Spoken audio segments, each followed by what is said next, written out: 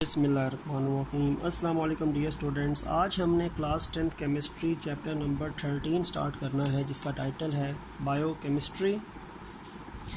तो this is the chapter number 13 and title of this chapter is biochemistry. अब ये जो bio chemistry है ना, बेसिकली ये एक रिलेशनशिप है दो साइंस की बड़ी ब्रांचेस के दरमियान, एक बायोलॉजी के दरमियान और एक केमिस्ट्री के दरमियान। अब ये बायो केमिस्ट्री में हम बेसिकली करते को, बायोलॉजी का मतलब तो होता है लाइफ, लिविंग थिंग्स। केमिस्ट्री का मतलब होता है केमिकल रिएक्शंस या केमिकल चेंजेस जो मैटर में होती हैं।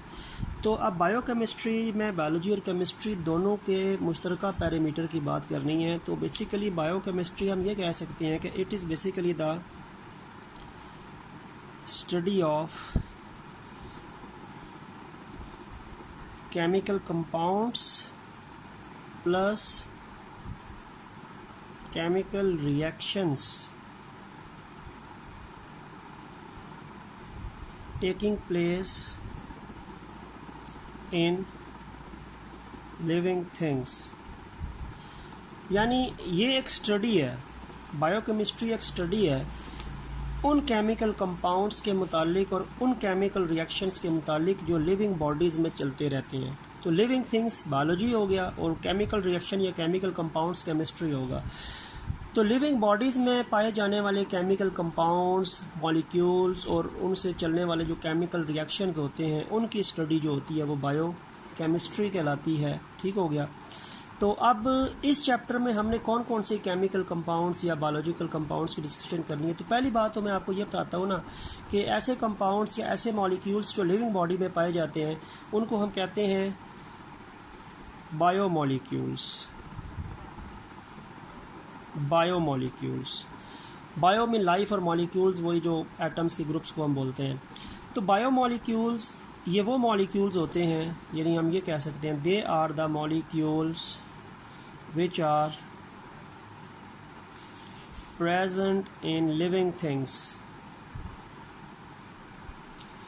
वो मॉलिक्यूल जो लिविंग थिंग्स में होंगे वो बायोलॉजिकल मॉलिक्यूल्स कहलाएंगे। ठीक है, बायोलॉजिकल कंपाउंड्स भी कह सकते हैं, बायोलॉजिकल मॉलिक्यूल्स भी कह सकते हैं।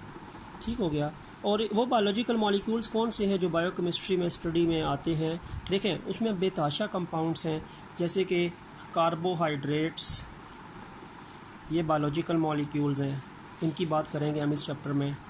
प्रोटीन्स बायोलॉजिकल मॉलिक्यूल्स हैं, इनकी बात हमने करनी है इस चैप्टर के अंदर। ठीक हो गया। इसके अलावा लिपिड्स, चिकनाई वाली चीज़ें, इनकी हमने बात करनी है इस चैप्टर में। इस चैप्टर में हमने वाइटामिन्स की बात करनी है। ठीक है, इस चैप्टर में हमने न्यूक्लिक एसिड्स की बात करनी है। न्यूक्लिक एसिड्स जिसमें एक कॉमन डीएनए और एक आरएनए। तो ये आपके पास तकरीबन 6 बड़े बायोलॉजिकल मॉलिक्यूल्स हैं जो लिविंग बॉडीज़ में पाए जाते हैं, इसीलिए इनको बायोलॉजिकल मॉलिक्यूल्स या बायो मॉलिक्यूल्स कहते हैं। Carbohydrates, proteins, lipids, vitamins, nucleic acids and nucleic acids में फिर डीएनए, आरएनए की टाइप्स हैं। ये न्यूक्लिक एसिड्स की टाइप्स हैं। तो ये बायोलॉजिकल मॉलिक्यूल्स या बायोलॉजिकल कंपाउंड्स हैं जो लिविंग बॉडीज़ में होते हैं, और ये डिफरेंट केमिकल रिएक्शंस जो मेटाबॉलिक रिएक्शंस कहलाते हैं। लिविंग बॉडीज़ में जो केमिकल रिएक्शंस होते हैं उनको मेटाबॉलिक रिएक्शंस कहते हैं। तो डिफरेंट मेटाबॉलिक रिएक्शन में इस्तेमाल होते हैं और इनका कोई ना कोई रोल है। तो इस चैप्टर में हमने इन 5 के 5 कंपाउंड्स की स्ट्रक्चर की बात करेंगे, सोर्सेज की बात करेंगे, यूजेस की बात करेंगे। ठीक है। अब अगर हम आते हैं सबसे पहले इसके फर्स्ट ग्रुप पे आ जाते हैं। जो फर्स्ट बायोलॉजिकल मॉलिक्यूल हमने इस चैप्टर में स्टडी करना है, दैट इज़ कार्बोहाइड्रेट्स। कार्बोहाइड्रेट्स ये सबसे पहला बायोलॉजिकल कंपाउंड या बायोलॉजिकल मॉलिक्यूल है। कार्बोहाइड्रेट्स जो है ये 3 एलिमेंट्स से मिलके बनता है। इसमें इसकी कंपोजिशन में 3 एलिमेंट्स शामिल हैं, कार्बन, हाइड्रोजन एंड ऑक्सीजन। ठीक हो गया। और अक्सर जो रेशो होती है ना हाइड्रोजन और ऑक्सीजन में, वो H और O की जो रेशो होती है वो 2:1 होती है। कार्बन का नंबर तो कुछ भी होता है, लेकिन हाइड्रोजन और ऑक्सीजन की जो रेशो है ना, ये 2:1 होती है। और हाइड्रोजन ऑक्सीजन की 2:1 आपको अक्सर किस में मिलती है? वाटर में भी मिलती है ना। H2O का मतलब वाटर भी होता है ना, ठीक है, वाटर को भी H2O कहते हैं, उसमें भी रेशो ये 2:1 होती है। तो दरअसल इसका जो फार्मूला बनता है ना, कार्बोहाइड्रेट का जनरल फार्मूला बनता है, वो बनता है CX, X कार्बन का नंबर होगा, कुछ भी हो सकता है, फिर H2O Y, Y H2O का होल नंबर होगा, H2O का होल नंबर Y होगा, और X जो है वो कार्बन का नंबर होगा। तो ये आपके पास जनरल फार्मूला बनता है कार्बोहाइड्रेट्स का। इसमें देखो हाइड्रोजन ऑक्सीजन की रेशो हमेशा 2:1 होगी। इस वजह से, और ये आपको देखो तो ये तकरीबन वाटर का मॉलिक्यूल जो कार्बन के साथ अटैच है, तो इसीलिए, और वाटर किसी भी चीज़ में ऐड होता है तो उसको हम हाइड्रेशन कहते हैं, we can call it as hydration. तो इसी वजह से ये हाइड्रेट्स ऑफ कार्बन कहलाते हैं, हाइड्रेट्स ऑफ कार्बन, ठीक है, जिनको हम कार्बोहाइड्रेट्स भी फिर कहते हैं, असल नाम फिर कार्बोहाइड्रेट्स बनेगा। तो 3 एलिमेंट्स है जो कार्बोहाइड्रेट्स को बनाती हैं, CHO, और H और O की रेशो 2:1 है, जस्ट लाइक वाटर के अंदर भी 2:1 है। तो यानी CX H2O whole Y formula बनेगा। X कार्बन का नंबर होगा, Y H2O का होल नंबर होगा, तो H और O का नंबर 2/1 होगा। ये 12 होगा तो ये 6 होगा, ये 10 होगा तो ये 5 होगा, ये 16 होगा तो ये 8 होगा। यानी आखिर में सिंप्लीफाई करके 2:1 बनेगी H और O की रेशो। तो वाटर किसी भी चीज़ के साथ आएगा तो वो हाइड्रेशन या हाइड्रेट कहलाता है। तो यहाँ पे वाटर का मॉलिक्यूल कार्बन के साथ है तो ये हाइड्रेट ऑफ कार्बन यानी कार्बोहाइड्रेट्स कहलाता है, ठीक है। तो मैक्सिमम कार्बोहाइड्रेट्स जो हैं उनमें H और O की 2:1 जो है वो यूज़ होती है, तो इसको हाइड्रेट्स ऑफ कार्बन या कार्बोहाइड्रेट्स बोलते हैं, ठीक है। अब कार्बोहाइड्रेट्स की सबसे कॉमन एग्जांपल कहाँ पे है और ये सबसे पहले सिंथेसाइज कैसे होते हैं, तो आपको ये बता दूं कि क्योंकि ये बायोलॉजिकल मॉलिक्यूल्स हैं तो लिविंग थिंग्स की बात होगी। तो सबसे पहले आपको पता है कि जो प्लांट्स हैं इनके अंदर एक प्रोसेस होता है फोटोसिंथेसिस। तो प्लांट्स का प्रोसेस फोटोसिंथेसिस जो है वो कार्बोहाइड्रेट को सिंथेसाइज करने का बड़ा अहम एग्जांपल है। देखें, इसमें फोटोसिंथेसिस में क्या होता है, कार्बन डाइऑक्साइड और वाटर मिलते हैं in the presence of sunlight and also chlorophyll required होता है sunlight को absorb करने में और उसको chemical energy में convert करने में।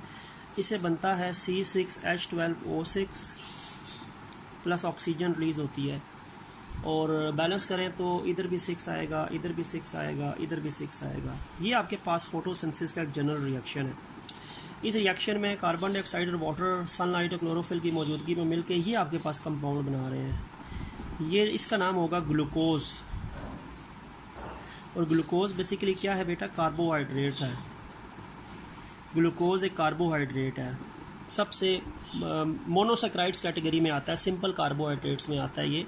तो साथ ऑक्सीजन भी बनेगी लेकिन ये कंपाउंड बनेगा ग्लूकोज, और ग्लूकोज एक कार्बोहाइड्रेट है। क्योंकि इसमें देखो ना रेशो, आप देखो तो CHO की रेशो जो है वो 6:12:6 है ना, और अगर सिंप्लीफाई करो तो 1:1 बनेगी। आखिर में देखो H और O की रेशो सिंप्लीफाई होकर 2:1 बन जाएगी ना। तो ये वही हाइड्रेट ऑफ कार्बन है, कार्बन के साथ हाइड्रेशन या वाटर के मॉलिक्यूल की एडिशन। तो सबसे कॉमन एग्जांपल कार्बोहाइड्रेट्स की ग्लूकोज है, जो प्लांट्स फोटोसिंथेसिस के नतीजे में बनाते हैं। 3 एलिमेंट्स से मिलकर बना है, और H और O की रेशो 2:1 आपके पास बनेगी, and this is known as glucose, and glucose is the common example of carbohydrates. तो सबसे सिंपल कार्बोहाइड्रेट जो प्लांट सिंथेसाइज करते हैं as a result of photosynthesis वो फिर ग्लूकोज होता है, ठीक है। अच्छा, ये जो ग्लूकोज प्लांट सिंथेसाइज करते हैं ना, ये फिर आगे मज़ीद और भी कार्बोहाइड्रेट्स में कन्वर्ट होता है। यही कन्वर्ट होता है स्टार्च में, यही कन्वर्ट होता है सेलुलोज में। तो ये भी कार्बोहाइड्रेट है जो प्लांट बनाते हैं फोटोसिंथेसिस के नतीजे में, और उसके बाद ये कन्वर्ट होता है ना, स्टार्च में कन्वर्ट होता है, सेलुलोज में कन्वर्ट होता है। इसी तरह ये कन्वर्ट होता है सुक्रोज में भी कन्वर्ट होता है, कन्वर्जन होती है। अब ये भी इसके जो फर्दर प्रोडक्ट्स बनते हैं ना कन्वर्जन के बाद, तो ये भी कार्बोहाइड्रेट्स हैं। फ़र्क ये है कि ये सिंपल कार्बोहाइड्रेट्स होते हैं और ये थोड़े से कॉम्प्लेक्स कार्बोहाइड्रेट्स होते हैं, ठीक है। ये थोड़े से कॉम्प्लेक्सिटी होती है, ग्लूकोज के एक मॉलिक्यूल्स मिलना शुरू होते हैं तो फिर ये कंपाउंड्स की फॉर्मेशन होती है। तो the first carbohydrate which is formed as a result of photosynthesis glucose, and then this glucose is converted into starch, cellulose and glucose is converted into sucrose, cellulose and starch, and these are also carbohydrates. ये भी carbohydrates हैं, लेकिन ये कौन से carbohydrates हैं? ये थोड़े से कॉम्प्लेक्स कार्बोहाइड्रेट्स हैं, थोड़े से कॉम्प्लेक्स हैं। जबकि ग्लूकोज कौन सा कार्बोहाइड्रेट है? ये सिंपल कार्बोहाइड्रेट्स हैं।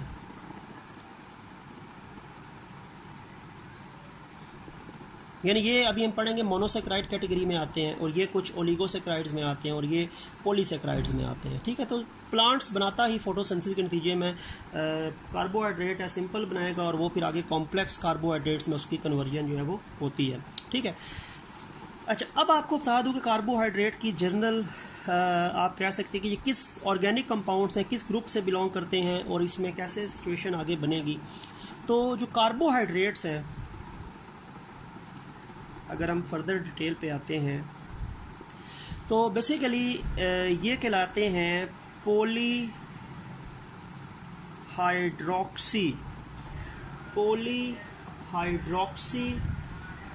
एल्डिहाइड्स या पॉलीहाइड्रोक्सी कीटोन्स। यानी असल में इनका ग्रुप या तो एल्डिहाइडिक ग्रुप है या कीटोनिक ग्रुप है, यानी कार्बोनाइल ग्रुप से बिलोंग करते हैं। एल्डिहाइड आपको पता है, मैंने आपको बताया था, अल्काइल रेडिकल C+OH, ये एल्डिहाइड का जनरल फार्मूला होता है, और कीटोन का फार्मूला होता है RC+OR', ये कीटोन का जनरल फार्मूला होता है। लेकिन इनमें बेसिकली हाइड्रोक्सल ग्रुप नहीं होते। जब एल्डिहाइड और कीटोन के साथ काफ़ी ज़्यादा हाइड्रोक्सल ग्रुप भी आके अटैच होते हैं, तो वो पॉलीहाइड्रोक्सी या पॉलीहाइड्रोक्सल एल्डिहाइड या कीटोन कहलाते हैं। तो पॉलीहाइड्रोक्सी एल्डिहाइड और कीटोन जो होगा, जब एल्डिहाइड के साथ हाइड्रोक्सल ग्रुप लग जाएंगे, या जब कीटोन के साथ काफ़ी ज़्यादा हाइड्रोक्सल ग्रुप अटैच होंगे, तो फिर वो कैटेगरी बन जाएगी कार्बोहाइड्रेट्स। तो कार्बोहाइड्रेट्स बेसिकली एल्डिहाइड और कीटोन्स के साथ हाइड्रोक्सल ग्रुप की एडिशन के नतीजे में बने जाने वाले कंपाउंड्स को हम कहते हैं polyhydroxy aldehyde and ketone.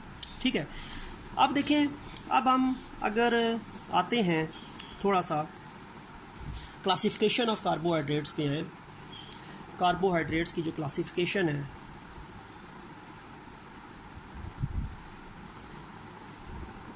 Carbohydrates की अगर हम क्लासिफिकेशन पे आते हैं, तो उसको हम 3 ग्रुप्स में डिवाइड करते हैं। मोनोसैक्राइड्स, ओलिगोसैक्राइड्स और पॉलीसैक्राइड्स। यानी हम डिवाइड कर सकते हैं कार्बोहाइड्रेट्स को 3 कैटेगरी में, 3 ग्रुप्स में। The simplest carbohydrates are monosaccharides, फिर वो मिलेंगे तो ओलिगोसैक्राइड्स, और फिर वो मज़ीद कंबाइन करेंगे तो पॉलीसैक्राइड। तो यानी ये सब ये यूनिट्स हैं बेसिकली आपके पास। मोनोसैक्राइड्स जो हैं ये कार्बोहाइड्रेट्स की सिंपलेस्ट आप कह सकते हैं कि फॉर्म है, सिंपलेस्ट क्लास है। तो मोनो का मतलब ऐसे 1 होता है, एक। मोनो का मतलब होता है 1। ओलिगो का मतलब होता है फ्यू, चंद। और पोली का मतलब दैट इसका मतलब होता है मैनी, बहुत ज़्यादा। तो बेसिकली ये सैक्राइड यूनिट्स होती हैं। ये सैक्राइड यूनिट अगर एक है तो वो मोनोसैक्राइड है, वो सिंपल कार्बोहाइड्रेट है। अगर सैक्राइड यूनिट्स कुछ आ जाएंगी तो वो ओलिगोसैक्राइड है। अगर बेतहाशा सैक्राइड यूनिट्स मिलेंगी तो वो फिर पॉलीसैक्राइड्स जो है वो बनेगा। लेकिन सबसे पहले मोनोसैक्राइड जो है वो बनेगा। ठीक है, अब हम अगर मोनोसैक्राइड की बात करें, सबसे पहले मोनोसैक्राइड्स की बात करते हैं। फर्स्ट ऑफ ऑल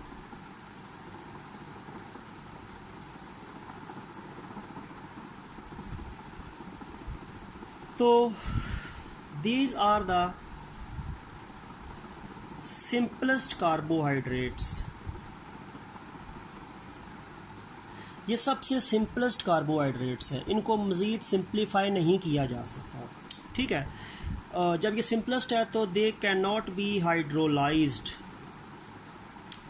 इनमें वाटर ऐड करके मज़ीद सिंप्लीफाई नहीं किया जा सकता। They can't be hydrolysed. ये जो ओलिगोसैक्राइड और पॉलीसैक्राइड हम पढ़ेंगे ना, तो उनमें हमने देखना है कि वो कन्वर्ट हो सकते हैं सिंपल शुगर में या सिंपल कार्बोहाइड्रेट्स में।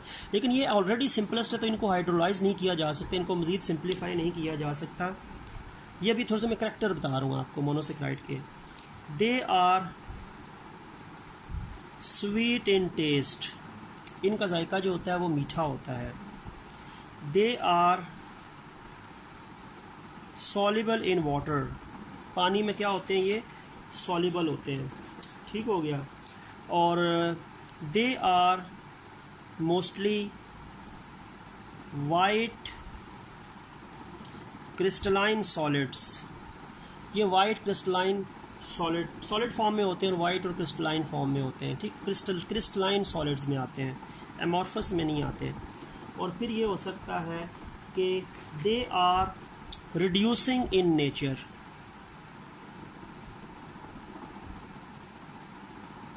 ये रिड्यूसिंग शुगर्स कहलाती हैं, ठीक है, ये रिड्यूसिंग शुगर्स हैं, ये दूसरे को रिड्यूस करेंगी।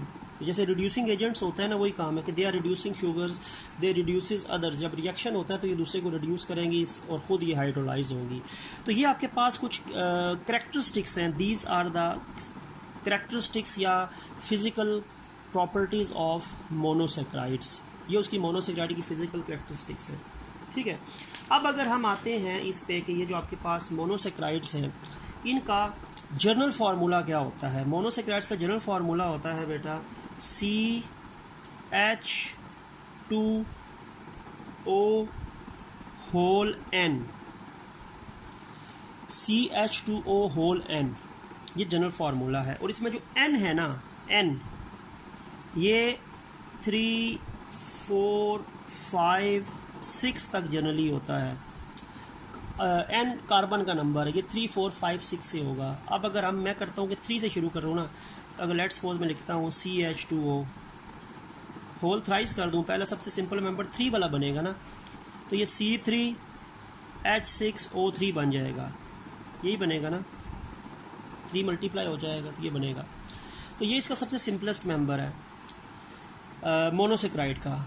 अगर मैं लिखता हूँ इसको 4 वाला मेंबर लिखूँ, N को अगर मैं 4 कर दूँ तो बेटा बन जाएगा C4H8O4, ये बन जाएगा, ठीक है। अगर 5 वाला होगा तो क्या बनेगा, C5H10O5, ये बन जाएगा। अगर इस N को मैं 5 में कन्वर्ट करूँ, ये N को मैं चेंज कर रहा हूँ, N 3 भी हो सकता है, 4 भी हो सकता है, 5 भी हो सकता है, 6 भी हो सकता है। अगर C6 होगा ना तो C6H12O6 ये बनेगा। तो यानी आपके पास 4 कैटेगरीज बनेंगी मोनोसेक्राइड्स की according to their N number. C3H6O3, C4H8O4, C5H10O5, इसमें 5 हो जाएगा, इसमें 6 हो जाएगा कार्बन का number as a whole, CH2O whole का नंबर। अब जो C3H6O3 है ना, इसका नाम होता है ट्रायोज। इस मोनोसेक्राइड को ट्रायोज बोलेंगे, ट्राई 3 है। 4 वाले को हम बोलेंगे टेट्रोज, टेट्रोज टेट्रा से निकला है। 5 वाले को हम बोलेंगे बेटा पेंटोज, पेंटोज। और 6 वाले को हम बोलेंगे हेक्सोज, हेक्सा से निकला है। तो यानी मोनोसेक्राइड्स के आगे फिर 4 कैटेगरीज बनेंगी, triose, tetrose, pentose, hexose, because N 3, 4, 5, 6 4 digits पे मुश्तमिल जो है क्लासिफिकेशन है। अब इनमें से जो सबसे मशहूर मोनोसेक्राइड्स है ना, सबसे मशहूर मोनोसेक्राइड वो हेक्सोजेज है, सबसे इंपॉर्टेंट जो है वो भी हेक्सोजेज है। यानी हेक्सोजेज जो है ना, ये सबसे मशहूर मोनोसेक्राइड्स हैं, सबसे इंपॉर्टेंट। इनका फार्मूला C6H12O6 बनेगा, ठीक है। और हेक्सोजेज में जो बहुत कॉमन, अभी देखो आपको ये ग्लूकोज का नाम नज़र आ, ग्लूकोज का स्ट्रक्चर नज़र आ रहा है, क्या मॉलिक्यूलर फार्मूला नज़र आ रहा है C6H12O6। अब ये इसमें 2 एग्जांपल्स हैं हेक्सोज में, 2 कॉमन एग्जांपल अगर हम देखें तो वैसे तो काफ़ी हैं, लेकिन एक ग्लूकोज है, ग्लूकोज भी हेक्सोज में आता है, वो भी यही कैटेगरी है। फ्रक्टोज, फ्रक्टोज जो है वो भी हेक्सोज में आता है, वो भी यही कैटेगरी है, वो आपके पास जो है वो बनेगी, ठीक है। इसी तरह गैलेक्टोज, गैलेक्टोज वो भी हेक्सोज में आता है। मैनोज वो भी इसी कैटेगरी में आता है। तो ग्लूकोज भी हेक्सोज है, यही मॉलिक्यूलर फार्मूला है। फ्रक्टोज भी हेक्सोज है, यही मॉलिक्यूलर फार्मूला है। गैलेक्टोज भी हेक्सोज है, मॉलिक्यूलर फार्मूला यही है। और मैनोज भी हेक्सोज है, मॉलिक्यूलर फार्मूला यही है। तो यानी ये चारों कंपाउंड मोनोसेक्राइड्स में हेक्सोज कैटेगरी में आते हैं and all of them have same molecular formula C6H12O6। अब इसमें दो हेक्सोजेस को आपकी बुक में थोड़ा सा डिटेल से बताया हुआ है। एक हेक्सोज है जिसको ग्लूकोज, ठीक है, और एक है जो फ्रक्टोज। इन दो की फिर बात हुई है। दोनों हेक्सोजेस है ना, अगर दोनों हेक्सोजेस हैं तो automatically you know that both of them has formula C6H12O6। इसका भी यही है, इसका भी यही होगा, ऊपर मैंने लिख के बताया भी है आपको अभी। दोनों हेक्सोजेस हैं।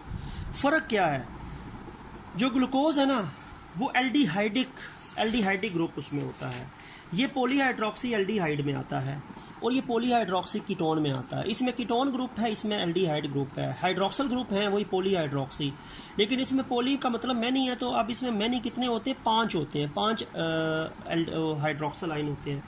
तो ये जो है ना आपके पास टोटल जो ग्लूकोज है ये कहलाता है, ये बेसिकली किस ग्रुप से बिलोंग करता है, इसको मैं कहता हूँ पॉलीहाइड्रोक्सी एल्डिहाइड। ये पॉलीहाइड्रोक्सी एल्डिहाइड, इसमें एल्डिहाइडिक ग्रुप है। और फ्रक्टोज जो है ना है ये भी हेक्सोज, लेकिन ये होता है पॉलीहाइड्रोक्सी कीटोन। इसमें कीटोनिक ग्रुप है, इसमें एल्डिहाइड ग्रुप है, दोनों पॉलीहाइड्रोक्सी। और अब ये पॉली का मतलब ऐसे में नहीं है ना, तब अब इसमें कितने हाइड्रोक्सल आइन होते हैं ग्लूकोज में, तो ग्लूकोज में 5 हाइड्रोक्सल आइन होते हैं। तो इसको हम पेंटा हाइड्रोक्सी भी कह सकते हैं, ग्लूकोज को पेंटा हाइड्रोक्सी एल्डिहाइड। और ये जो फ्रक्टोज होता है ना इसमें भी आपके पास 5 हाइड्रोक्सल, पॉली तो है ना, मैनी है, लेकिन मैनी कितने 5 है, तो इसमें भी 5 हाइड्रोक्सल ग्रुप होते हैं। तो इसको भी हम पेंटा हाइड्रोक्सी कीटोन कहते हैं। तो ये पेंटा हाइड्रोक्सी या पॉलीहाइड्रोक्सी एल्डिहाइड है, ये पेंटा हाइड्रोक्सी या पॉलीहाइड्रोक्सी कीटोन है, ठीक है। अब इनके स्ट्रक्चर्स पे आ जाते हैं, एल्डिहाइड और पॉलीहाइड्रोक्सी एल्डिहाइड ग्लूकोज और पॉलीहाइड्रोक्सी कीटोन ग्लूकोज के फ्रक्टोज के स्ट्रक्चर पे आते हैं। अब जो ग्लूकोज है ना बेटा, वो उसका स्ट्रक्चर क्या होता है, उसका स्ट्रक्चर होता है C+OH, देन 6 कार्बन आप बना दे, 1 2 3 4 5 6 कार्बन होते हैं ना C6H12O6। तो इसमें फर्स्ट कार्बन के पास एक डबल बॉन्ड OH है, एल्डिहाइड है, तो एल्डिहाइड में C डबल बॉन्ड OH आता है ना वैसे भी आखिर में। इसके बाद OH, H, यहाँ पे OH इधर, H इधर, यहाँ पे H इधर, OH इधर, H इधर, OH इधर, और आखिर में CH2OH। ये स्ट्रक्चर है किसका, ये स्ट्रक्चर है आपके पास ग्लूकोज का, स्ट्रक्चरल अरेंजमेंट ऑफ ग्लूकोज। और इसमें 6 कार्बन है, 1 2 3 4 5 6, C6H12 हाइड्रोजन 12 है, 1 2 3 4 5 6 7 8 9 10 11 12, ऑक्सीजन 6 होने चाहिए, 1 2 3 4 5 6। C6H12O6 ग्लूकोज का ये स्ट्रक्चरल फार्मूला है। और इसमें आपके पास ये जो आपको नज़र आ रहा है ना, ये जो एक चीज़ आपको नज़र आ रही है C डबल बॉन्ड O, और साथ ही आपको H नज़र आ रहा है, C डबल बॉन्ड OH। तो ये जो हिस्सा आपको नज़र आ रहा है ना, ये आपको हिस्सा जो नज़र आ रहा है ये एल्डिहाइडिक ग्रुप नज़र आ रहा है, ये एल्डिहाइड ग्रुप को रिप्रेजेंट कर रहा है, एल्डिहाइड, ठीक है। क्योंकि एल्डिहाइड में भी आपको पता है ना क्या होता है, RCOOH, एंडिंग तो यही होती है ना, तो ये वही एंडिंग आपको ये जो नज़र आ रही है।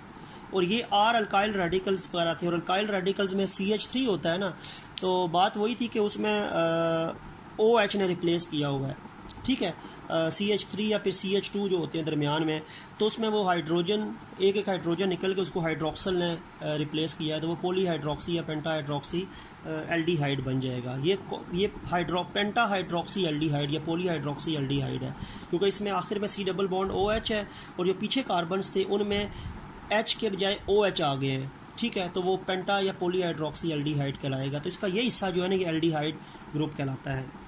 अब आते हैं फ्रक्टोज पे। फ्रक्टोज जो है वो कीटोनिक ग्रुप है। तो कार्बन पहले बनाते हैं, 1 2 3 4 5 6। इसमें ये ketonic group C double bond O, इसके ऊपर भी अल्काइल रेडिकल होता है, तो वो CH2OH पेंटा हाइड्रोक्सी हो गया। ये कीटोनिक ग्रुप का की स्टेम है, ये 3rd कार्बन है, ठीक है। उसके बाद ये 4th कार्बन है, फिर 5th कार्बन है, और ये आखिर में 6th कार्बन हो गई।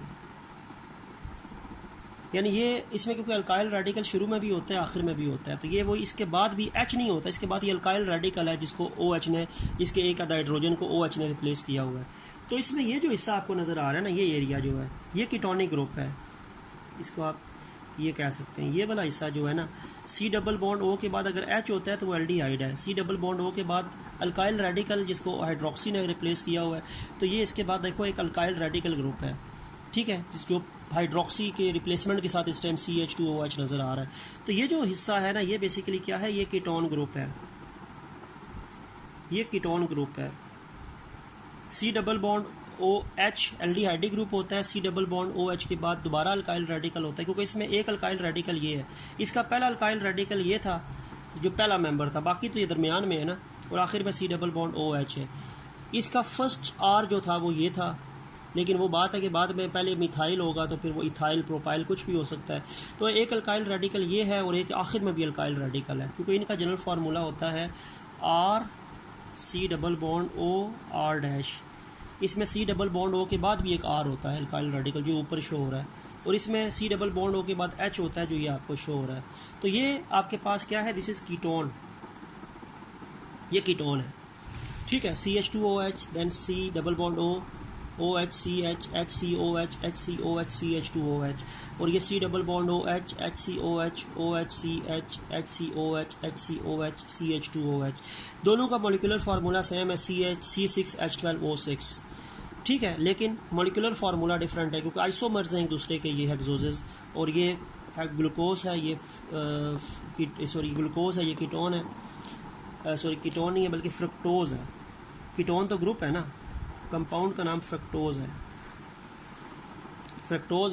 और फ्रक्टोज जो है ये कीटोनिक ग्रुप में आता है, ग्लूकोज जो है वो एल्डिहाइडिक ग्रुप के अंदर वो आता है, ठीक है। तो ये कीटोहेक्सोज है क्योंकि इसमें ये कीटोनिक ग्रुप मौजूद है, कीटोहेक्सोज कहलाता है ये, इसी से कीटोहेक्सोज, कीटोनिक ग्रुप की वजह से। हेक्सोज तो ये है लेकिन कीटोनिक ग्रुप है, ठीक हो गया। और ये कौन सा होगा, एल्डोहेक्सोज, ये एल्डोहेक्सोज कहलाएगा, ठीक है। तो ये आपके पास जो कीटो और एल्डोहेक्सोजेस, ये दो स्ट्रक्चर हमने बता दिए हेक्सोजेस में, कीटोन और फ्रक्टोज के। और फिर इसमें एक चीज़ मोनोसेक्राइड्स में रह गई है, वो भी बता देता हूँ, उसमें भी MCQs वगैरह आ सकते हैं। वो एक होता है जी आपके पास डेक्स्ट्रोज शुगर या डेक्स्ट्रो रोटेटरी। अब जो आपके पास ये है जी ग्लूकोज, ठीक हो गया, और दूसरा जो है वो मैनोज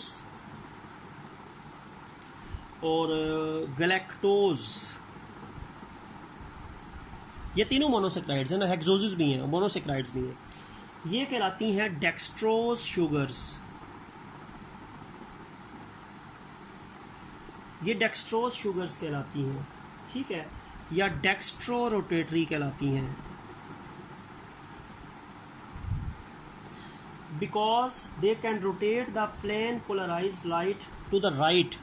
डेक्स्ट्रो रोटेटरी क्या होता है, डेक्स्ट्रो रोटेटरी ऐसे मोनोसेक्राइड्स मॉलिक्यूल्स होते हैं, हम ये कह सकते हैं कि monosaccharide molecules that can rotate the plane polarized light to right side clockwise। ये कंपाउंड्स ऐसे हैं जो कि एक प्लेन पोलराइज्ड लाइट जो होती है उसके प्लेन को राइट साइड पे रोटेट करते हैं, क्लॉकवाइज रोटेट करते हैं, उनको डेक्स्ट्रो रोटेटरी कहते हैं, डेक्स्ट्रो रोटेटरी। तो ग्लूकोज, मैनोज और गैलेक्टोज जो हैं ये प्लेन पोलराइज्ड लाइट के प्लेन को टूवर्ड्स राइट यानी क्लॉकवाइज रोटेट करवाते हैं, इसीलिए इनको डेक्स्ट्रो शुगर्स या डेक्स्ट्रो रोटेटरी कहते हैं। अगर लेफ़्ट साइड वाला होता ना, जो प्लेन पोलराइज लाइट के प्लेन को लेफ़्ट साइड या एंटी क्लॉकवाइज रोटेट कराते हैं, वो लीवो रोटेटरी कहलाता है। ठीक है, वो लेफ़्ट साइड्स लीवो रोटेटरी होता है, वो एंटी क्लॉकवाइज होती हैं। लेकिन ये तीनों क्या हैं, ये तीनों प्लेन पोलराइज लाइट के जो प्लेन होता है उसको राइट साइड पे रोटेट करवाती हैं, तो इनको डेक्स्ट्रो रोटेटरी या डेक्स्ट्रोज शुगर्स कहते हैं। फ्रक्टोज इसमें शामिल नहीं है। फ्रक्टोज जो है वो दूसरे कैटेगरी में आता है। फ्रक्टोज जो है वो लीवो रोटेटरी है, वो प्लेन पोलराइज लाइट के प्लेन को लेफ्ट साइड या एंटी क्लॉकवाइज रोटेट करवाता है। लेकिन ये तीन जो है वो राइट साइड पे रोटेट करवाती हैं, इसी वजह से इनको लीवो डेक्स्ट्रो रोटेटरी या डेक्स्ट्रोज शुगर्स हम बोलते हैं। ठीक है, तो ये हमारा एक कॉम्प्रिहेंसिव लेक्चर था आज कार्बोहाइड्रेट्स और उसके बाद उसकी जो फर्स्ट ग्रुप मोनोसैकराइड्स पे। तो उम्मीद है कि आपको कॉन्सेप्ट क्लियर हो गया होगा। तो नेक्स्ट लेक्चर तक के लिए अल्लाह हाफिज़।